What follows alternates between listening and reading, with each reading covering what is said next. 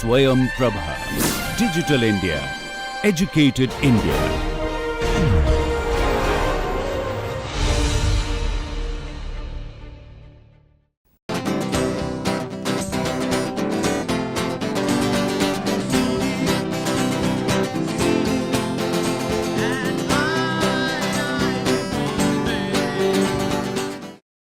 Hello, welcome to this lecture of Biomathematics. We have been discussing about vectors, trying to understand quantities that have both magnitude and direction, and we discussed a few things about force, etc. So, for example, in the last lecture, we have been discussing how the charges will move, in which direction. If you have a set of charges, and if you ask the question, what is the force on a particular charge due to all other charges, which is a common question that would be needed to understand shape of biomolecules, because biomolecules have charges and they have charged molecules, charged residues and charged molecules. So, essentially an effective shape of a biomolecules will be determined also by its charge-charge interaction. So, in this context we have been discussing how will charges feel a force due to other charges, and which will be the direction of the force, etc. Today we will continue to discuss a little more about vectors, but from a different point of view. So, today's lecture is also vectors, and it will be vectors the third session.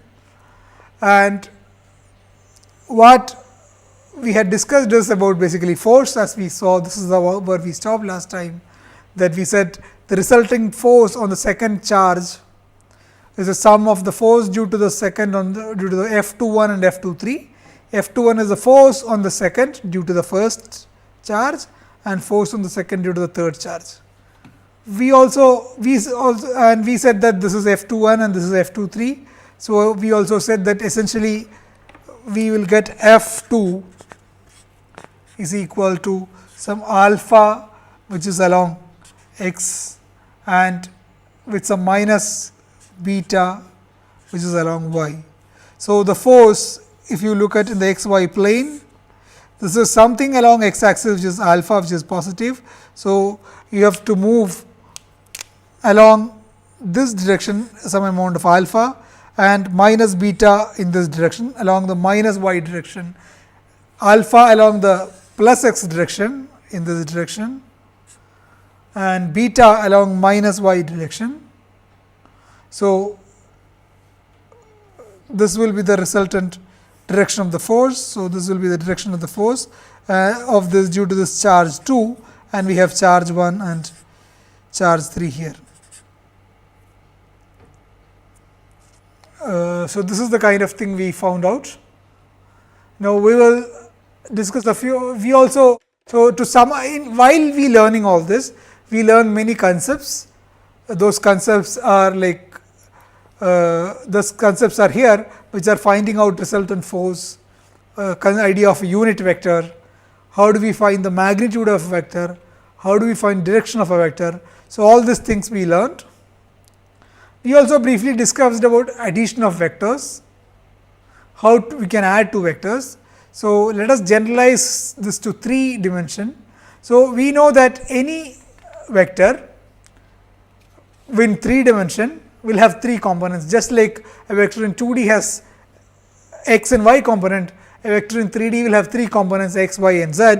So, any vector A in 3 dimension will have 3 component, some component along the x axis, some component along the y axis, and some component along the z axis.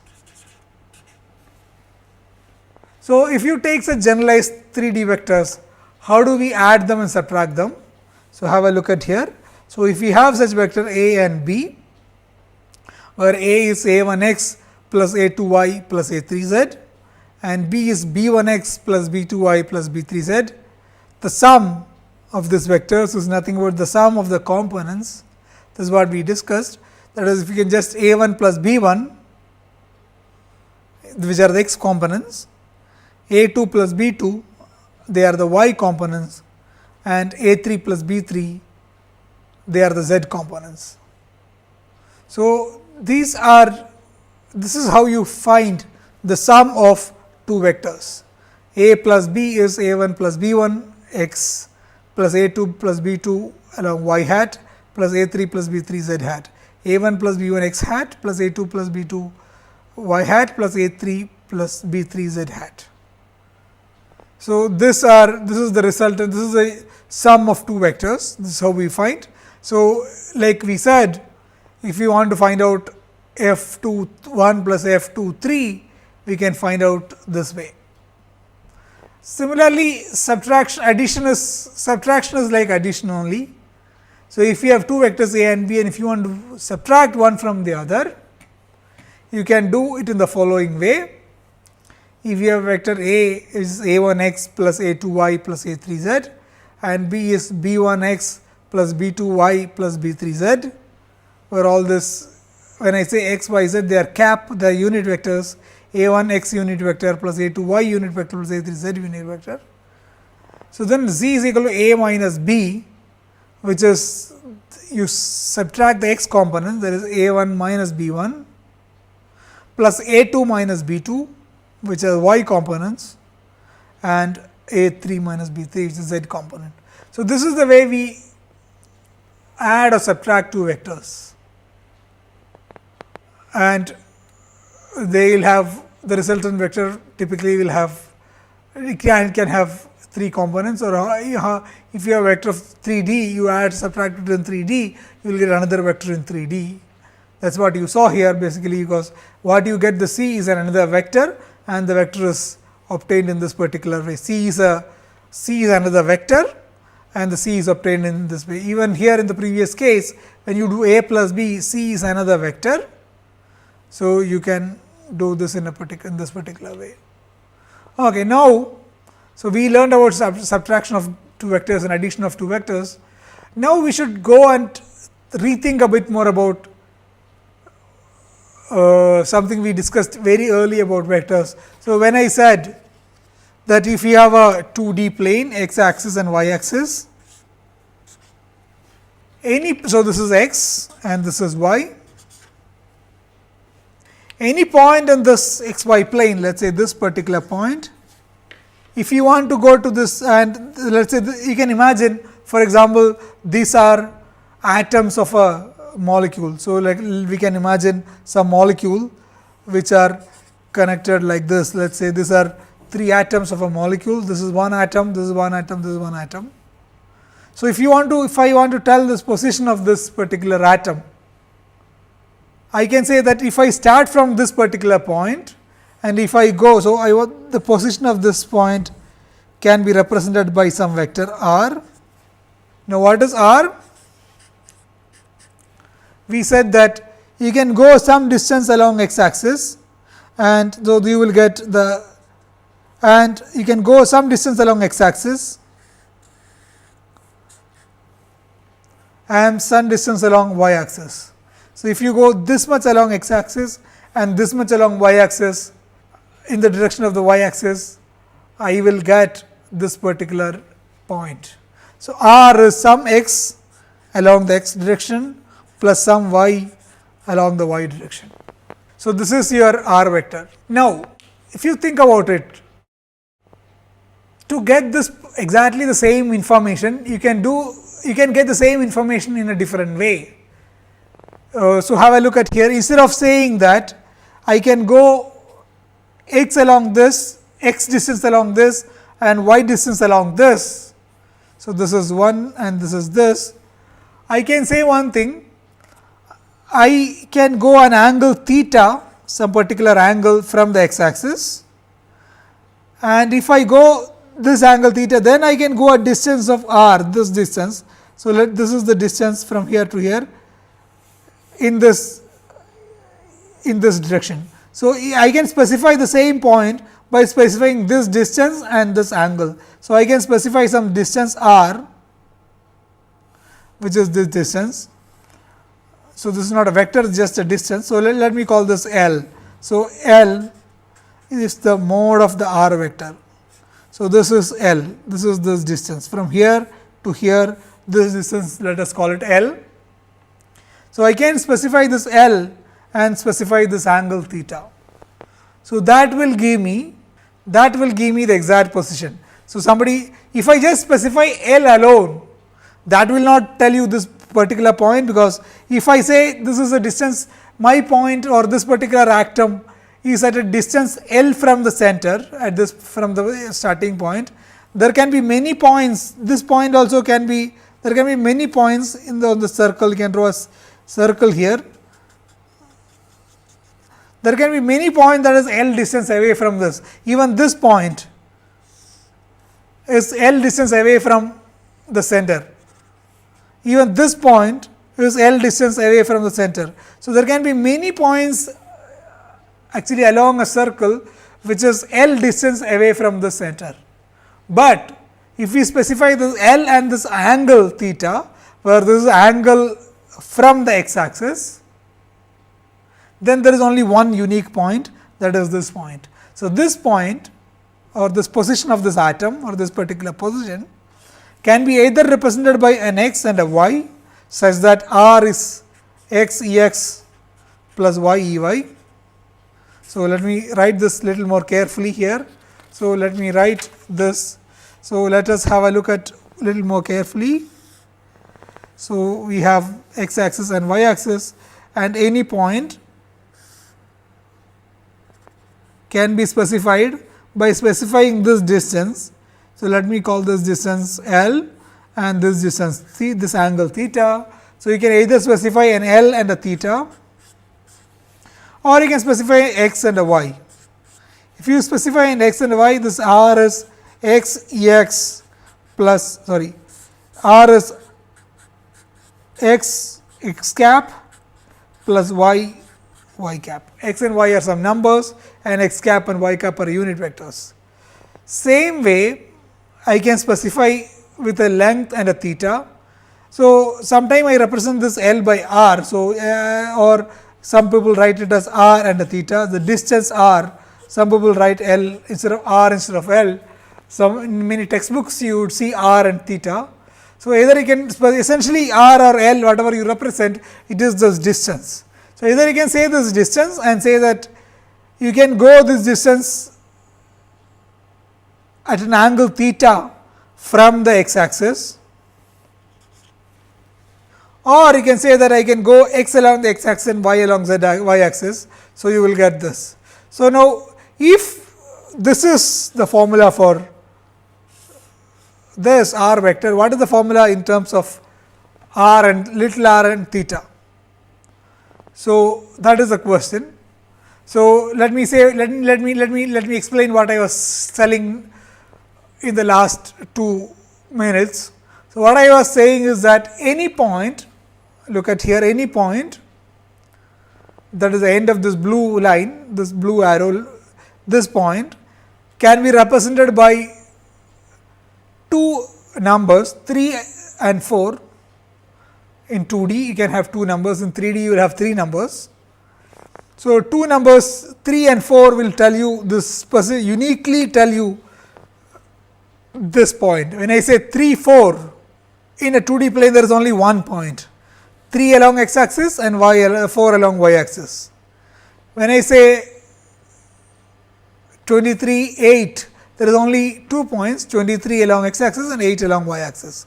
So, 2 numbers will uniquely determine one point in a 2D case, in a 2 dimension, in a plane.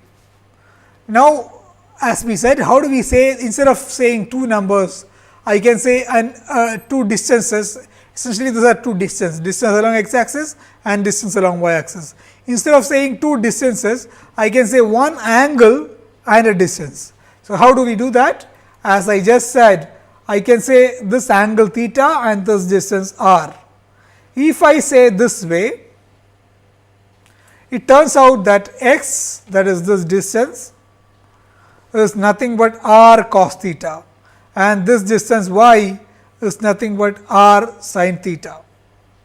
So, if I say in this particular language that I was mentioning here, so if you look at this particular case here, this is our point of interest, and we have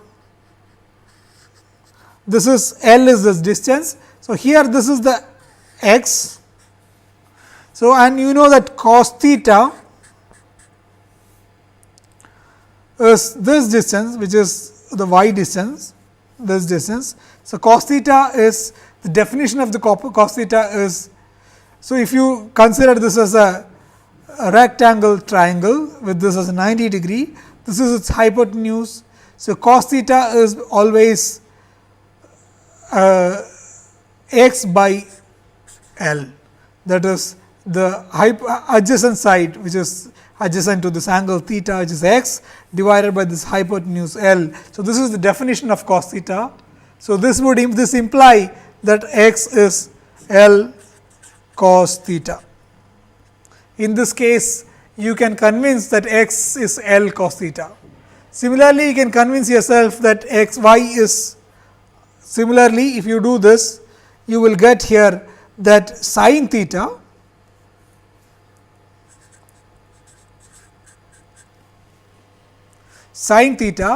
is nothing but, you can say that sin theta is nothing but y by L. So, in other words, this implies that y is L sin theta. So, here you have L cos theta and L sin theta, where L is the distance. Just like I say in this slide here, this r, which is the distance, is essentially x is equal to r cos theta and y is equal to r sin theta. So, this is just simple trigonometry will tell you that this distance is only, you know that cos theta is always between, for any, is always between 0 and 1. It can't be more than 1. It is either 0 or any value which is some value between 0 and 1, including 0 and 1. It can't be more than 1. So, if this angle theta, if there is an angle theta, this distance is always less than this distance.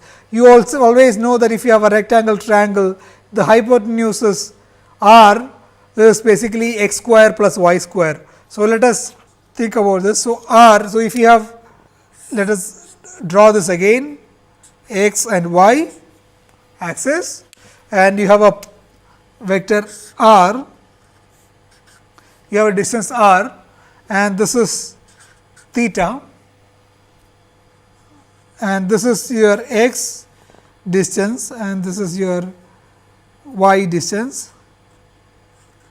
Sorry, this is your x distance and this is your y distance, and these are the x axis and y axis. So, this is your x distance and this is your y distance, and we just said that x equal to r sin theta, sorry, r cos theta.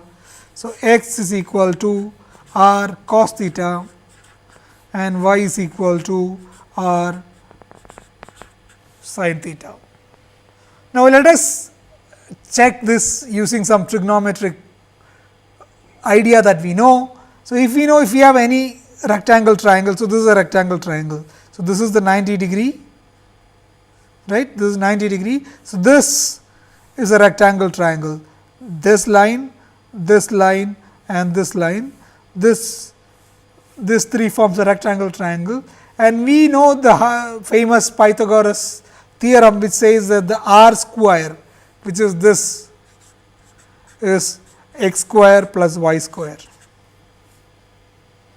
R square is x square plus y square. So, now let us do this x square plus y square here. So, if you do this, x is r cos theta and y is r sin theta. If you do x square plus y square, which is r square cos square theta plus r square sin square theta. So, r square is common. So, r square into cos square theta plus sin square theta, and we know that cos square theta plus sin square theta is 1. So, this is r square. So, essentially what we knew from the Pythagoras theorem is essentially here. So, this is a simple trigonometric idea that we used to get this x square plus y square is equal to r square, and that is essentially essentially that is what this means, x is equal to r cos theta, y is equal to r sin theta only means some trigonometric identity. But this has an interesting implication that x component, that is what this x is, this x component is r cos theta and y component is r sin theta. So, this has interesting consequences, like we were discussing charges. So, if we had one charge here and two charges here, and if we say that the force is in this particular direction, and if we know that particular angle, so let us say we know this particular angle. So, let us say either you know this angle or you know this whole angle. If we know this particular angle, we can calculate the x component and y component in the manner that we specified. Okay, so, this is interesting. So, one exercise will be for you to check the x component and y component you got for the force in the previous day, can they be represented as a cos theta and a sin theta. So, that is something which you would want to check.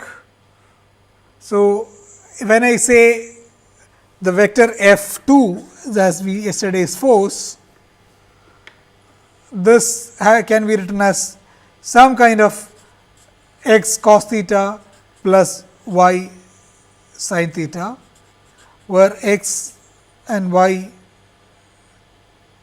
This can be written in terms of cos theta and sin theta. So, F2 can be written in the cos theta. So, after today's lecture, you would be able to write this in a position, you will be in a position to write this force in terms of cos thetas and sin thetas. So, we have taken the first step, we have understood how x component and y component can be written in terms of cos theta and sin theta, and how does this r square now depends on r square is essentially how do we calculate r square, that is something that we want to check. So, now before check, so what if something is r square is nothing but r into r times r is r square. So, to understand that you would need a bit about, to understand about product of two vectors. So, that is what the next idea that you learn, that product of two vectors. So, the question we want to ask is, how do we find the product of two vectors? Now, you know that vector has a magnitude and a direction, and we also saw that if you add two vectors or if you subtract two vectors, you always get another vector. Then the question is, if we find the product of two vectors, will we get a vector or not? So, this is some question we can ask. If you find the product of two vectors, will we end up with another vector or a scalar? So, let us think about it. So, let us think about, have a look at here. So, you have a pen here, and if I apply a force on this pen, the pen moves. So, force is a vector, the position of this pen is a vector. You can always represent an x axis and a y axis, and the position of this can be represented by a vector. This particular vector represents the position of this particular, the top of this pen. Now, I can apply a force to change this position. I change the position from here to here. So, I introduced a displacement. So, I change the position from here to I change the position. Now, the new position is this. So, essentially this top, this particular thing moved by certain distance. So, this is a displacement. So, this distance d is a vector. It moved in a particular direction, something which was here previously moved from here to here.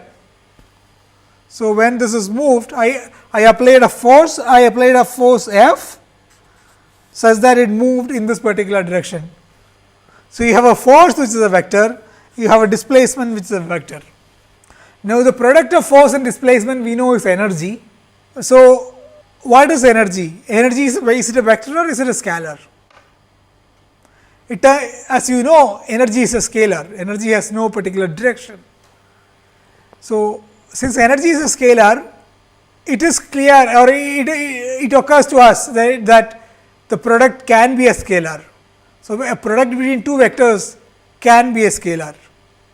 So, it turns out the reality is that you can have the product of two vectors can sometime be a scalar, sometime be a vector. So, you have two situations, two possibilities. The product can be either a vector or a scalar. So, have a look at here. So, you can imagine two situations.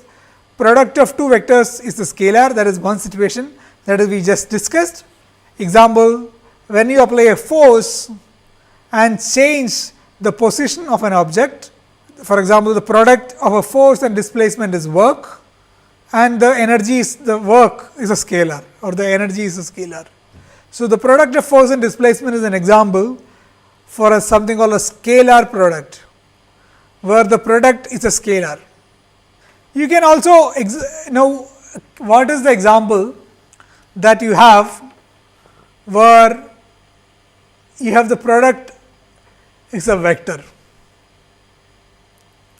So, again if I look at here, I can apply a force and then move this in a particular way so something can rotate in a particular way. So, let us say this way of rotating, this is we can say what we are generating is it's a counterclockwise rotation. Something is rotating in a counterclockwise. I can also apply a force, I can apply something and rotate it in a clockwise direction. So, what you have to apply to do this rotation is called a torque. You have to apply a torque. So, torque is some quantity which is a vector, which is again the product of the force you apply and this distance. So, the product of this force and this particular distance, if I try to rotate it here or try to rotate it apply a force here, or if I apply a force here, the torque is different. I can rotate it more by applying a force here. So, the torque is essentially a product of force into the distance from this particular pivot from where it is rotating.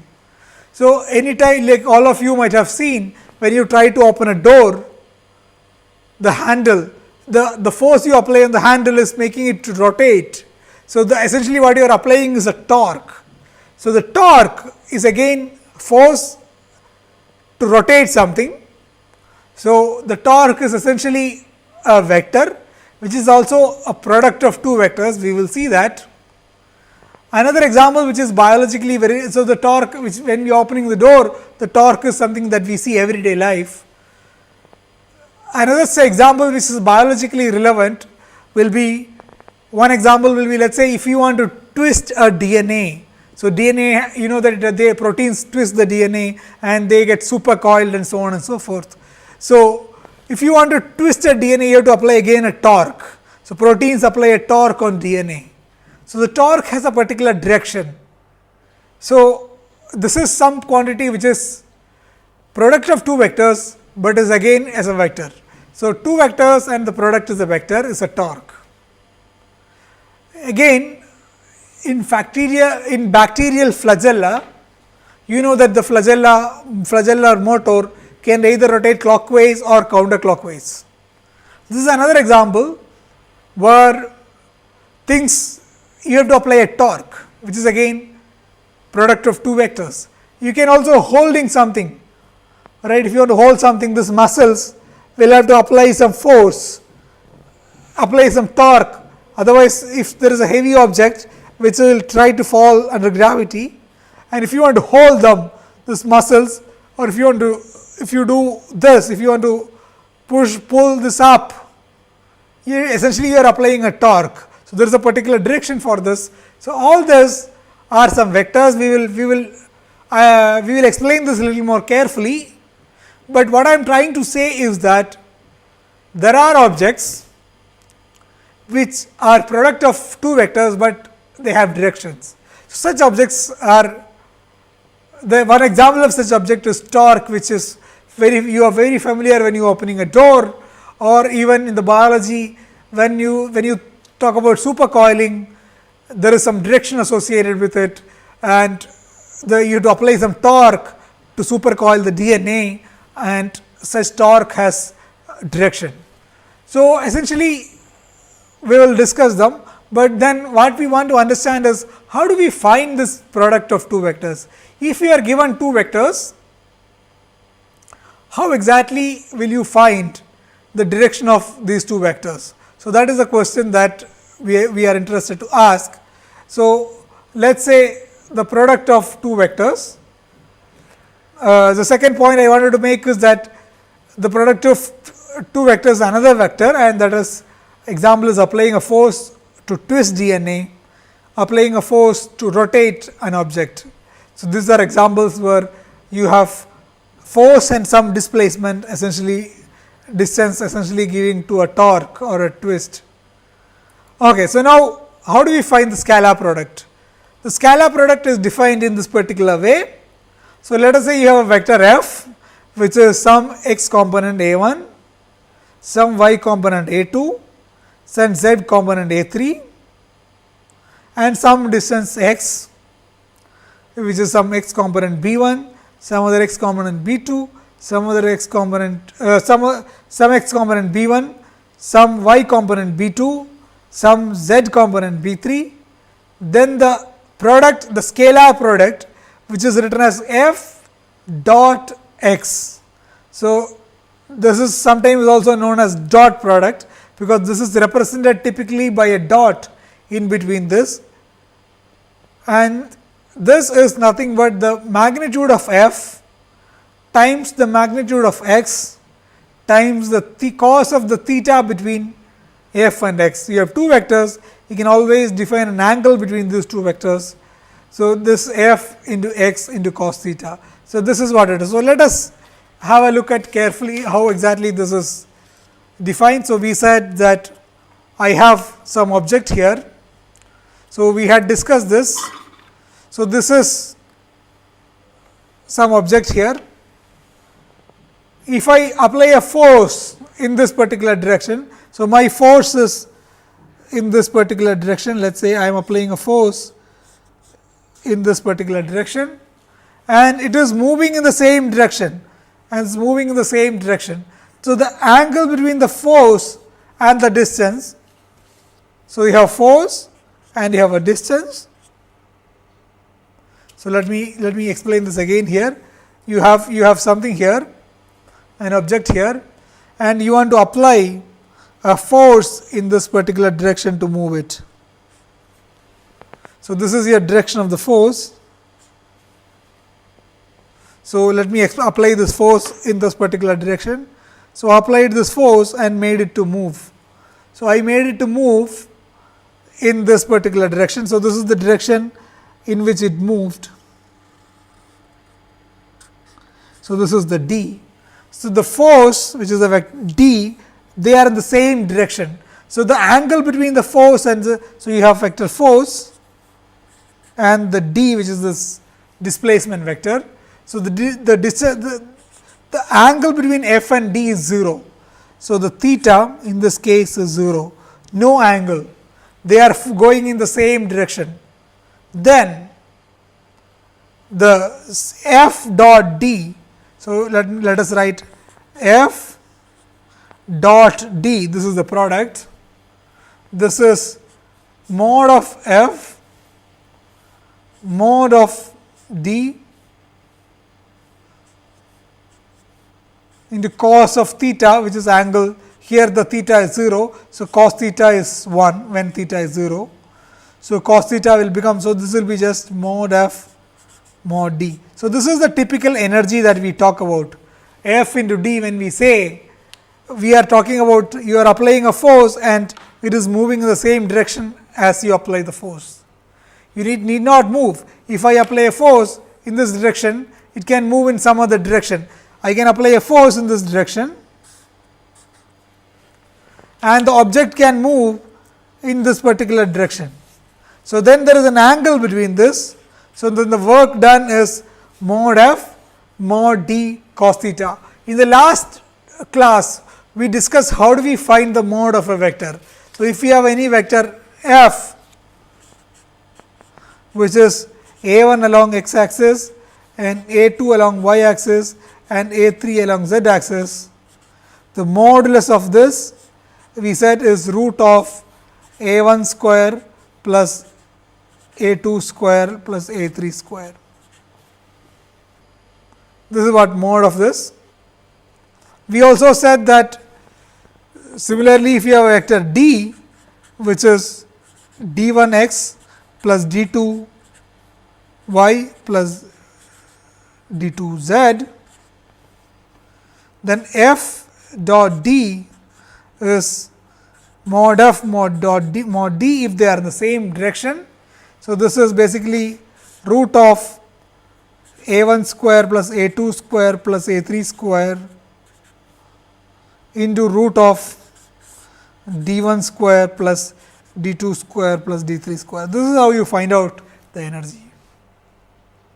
Okay. So, this is basically the energy, this is the scalar product.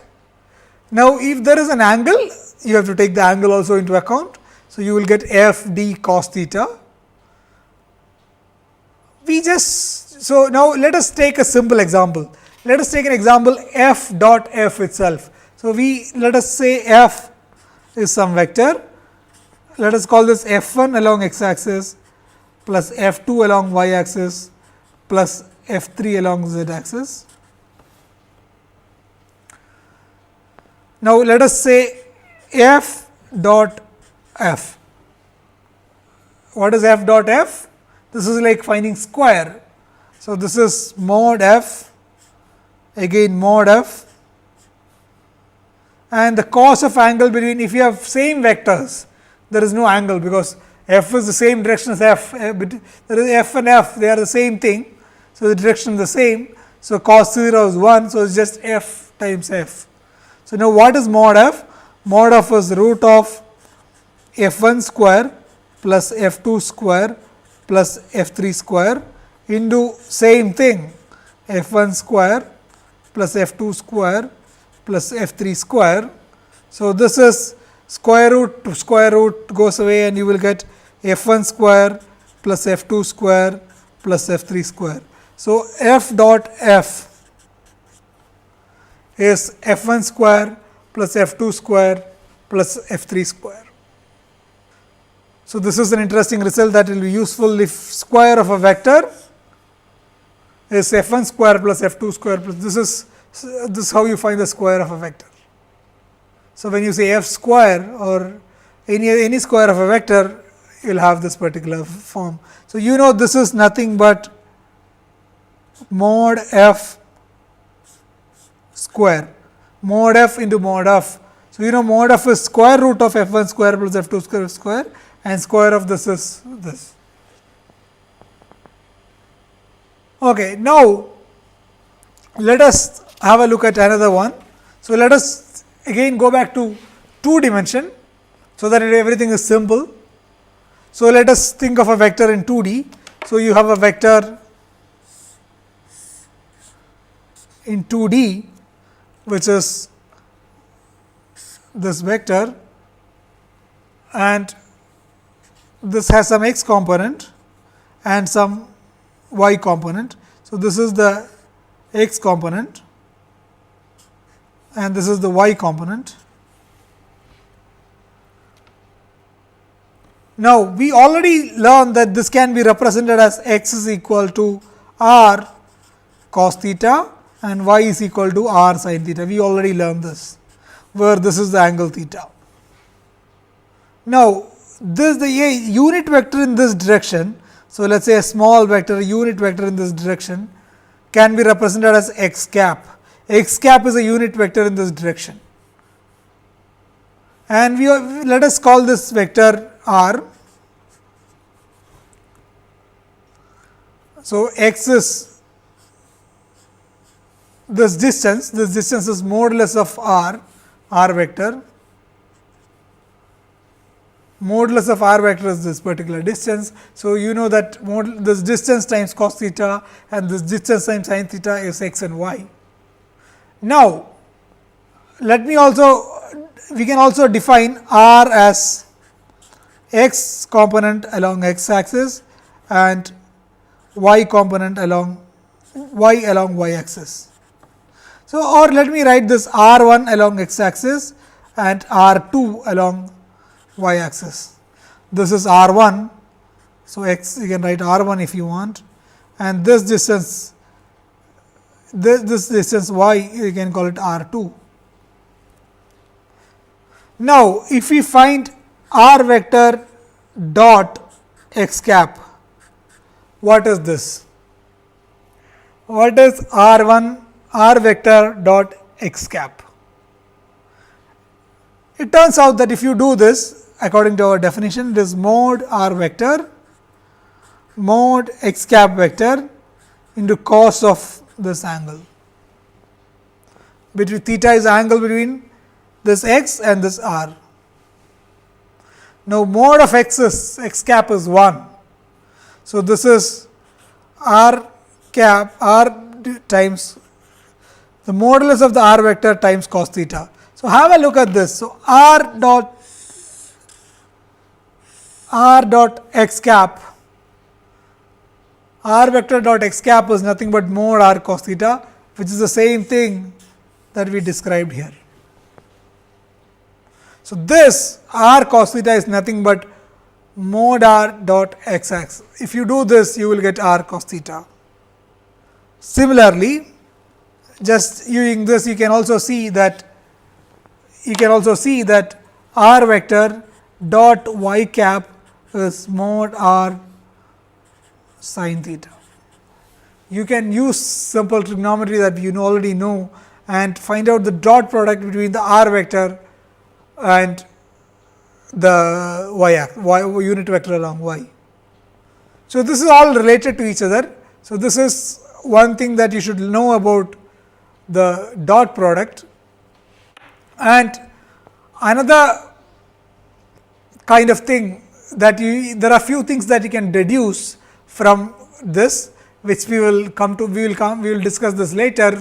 A few things that we can use, the way you can use the dot product in biology. Of course, calculating energy is a big example, because force and displacements are very common. You might have heard of something called molecular dynamics simulations. Molecular dynamics simulations are something that is extensively used in biology to understand protein folding or dynamics of proteins or dynamics of biomolecules. So, when somebody sets up molecular dynamics simulation, they have to get exact idea about vectors, positions and the energy. So, they have to calculate the force. In the molecular dynamics simulation, what they are essentially doing is solving a set of differential equations to get the positions. So, they have to use the idea of calculating the force between the charges that we discussed. They have to calculate the position of each atom. So, they are represented by vectors. They will have x component, y component and z component. So, the position of each atoms are represented by vectors, and the forces, there are each charge or each atom or each amino acid, each atom in an amino acid will be feeling force due to all other atoms. So, basically you have to calculate the resultant force due to all other atoms to do this molecular dynamic simulations. So, we have to calculate the resultant force that we discussed, you have to calculate the position vectors, and then you have to calculate the energy. So, energy is nothing but the force times d, F dot d, just we discussed. So, you have to also use actually the idea of a scalar product. So, everything that we learned so far, that is the idea of vectors finding the resultant force and position vectors and the dot product to calculate energy, etc., has to be used if you want to really do molecular dynamic simulation, for example, or if you want to do theoretically any calculation of protein folding or any calculation of dynamics of biomolecules. If you want to do those calculations, you basically have to understand whatever we have been discussing so far. Okay. Now, what about the next one, which is vector product? So, what is the definition of a vector product? So, the definition of a vector product is basically, if you have a vector r, which is r 1 x plus r 2 y plus r 2 z, and f is f 1 x plus f 2 y plus f 3 z, you can define the torque T as r cross f. So, this is called cross product. This is because the r and f are vectors and the resulting torque is also a vector. Why is the resulting torque a vector? Because now, what is the answer?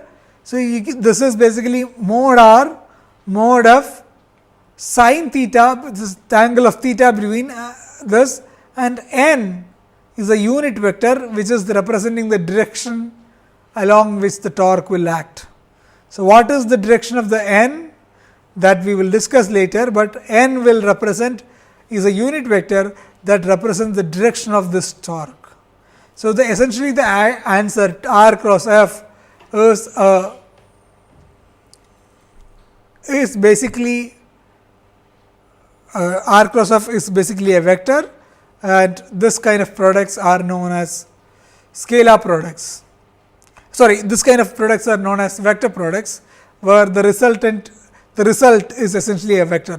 R cross f is a vector. So, you can think of a simple thing that we do every day, that is again go back to opening and closing the door. You can apply, if you apply in a particular direction the force, you will open the door. If you apply the force in another direction, you will close the door. So, for this particular torque, there is a plus or minus sign, if you wish. So, or in other words, if you look at here, if you look at this particular case of applying, this is the distance r. So, I can call this as the distance r. So, let me keep this here. So, this distance, let me call this r. This is my r vector. So, this vector is my r vector. Then, what I am doing is I am applying a force here. So, if I apply a force in this direction, the torque, so this will rotate in this particular direction. If I apply a force in this direction, it will rotate in this direction. So, this will be counterclockwise rotation and this will be a clockwise rotation. So, there is a direction of the force. This is, if you call this plus f and if you call this minus f, this is a force you are applying in the y direction. So, let me call this y direction. So, f is some f 0 along the y direction. Here I am applying the force which is along the minus y direction. So, minus f 0 y. So, I can either represent along plus y direction or minus y direction. So, depending on that, the torque, which is defined as T here, is basically the r, which is always in the same direction, cross f. So, f sometime in that direction or in the other direction. So, depending on the direction of the torque will change. So, we said that r f sin theta. So, we know that the theta, which is this angle, this angle is 90° here. So, when 90° theta is 0 and sin theta is 1. So, it is essentially r f and there is a unit vector n. So, the answer is r f n, the modulus of r, modulus of f n. Now, what is n?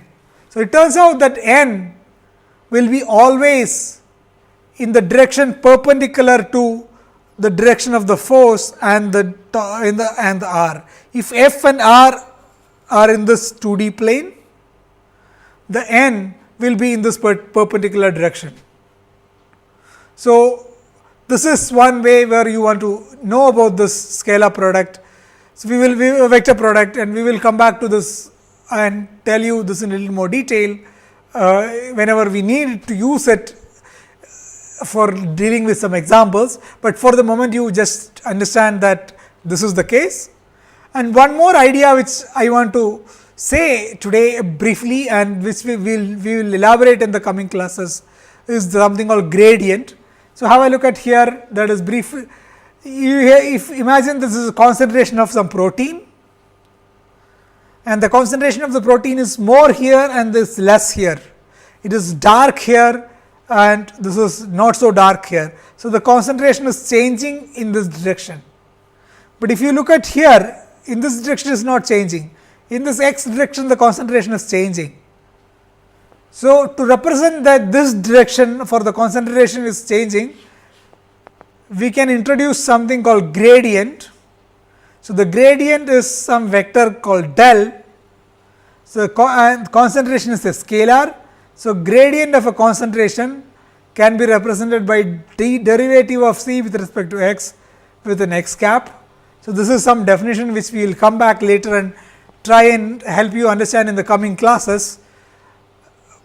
But so far today we learned a few things and we will stop with this today. So, to summarize what we learned today, we learned about plane polar coordinates. So, there is an error in what I wrote here. So, it is essentially plane, we talked about something called plane polar coordinates. This is basically have a look at the slide, and the plane polar coordinate is r and theta.